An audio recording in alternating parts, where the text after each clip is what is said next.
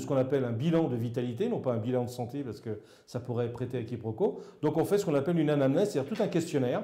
On essaie de savoir quel est le contexte également professionnel, familial, sociologique, etc. la personne, très important, parce qu'on va essayer d'adapter les réformes d'hygiène de vie en fonction de ce contexte. Parce qu'une femme, par exemple, qui a 3 enfants en bas âge, un mari qui, lui, il veut continuer à manger, comme tout à chacun, son roast beef puré le dimanche avec la tarte aux fraises après avec papa, maman, il va falloir adapter en fonction, bien sûr, de chacun.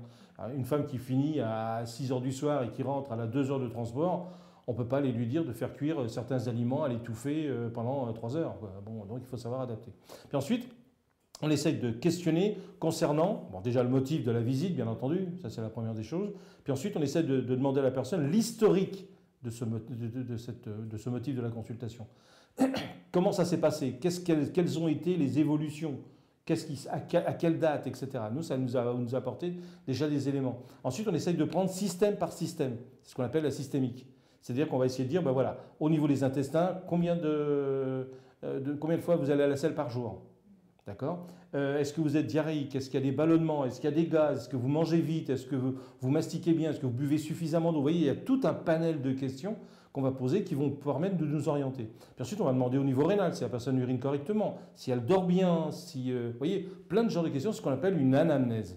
Donc ça prend un certain laps de temps, mais ça nous permet de nous orienter. Puis ensuite, on fait ce qu'on appelle un bilan de vitalité. C'est-à-dire qu'après, à ce moment-là, on va essayer d'évaluer la vitalité de la personne et son degré d'encrassement au niveau des liquides dont je vous parlais tout à l'heure, c'est-à-dire des humeurs. Et pour cela, on dispose par exemple de la morphotypologie.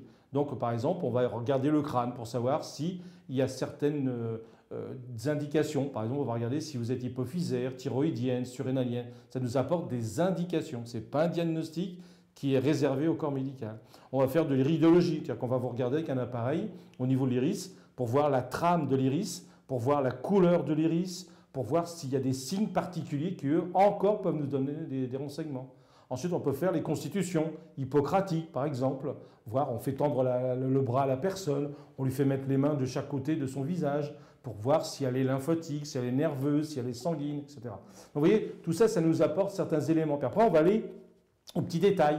On va aller regarder au niveau de son monténard pour voir s'il est ferme, pour voir s'il y a de la vitalité. On peut regarder également au niveau de son appendice sternal pour voir s'il y a de la vitalité. Vous voyez, plein de choses comme ça qui nous apportent des renseignements.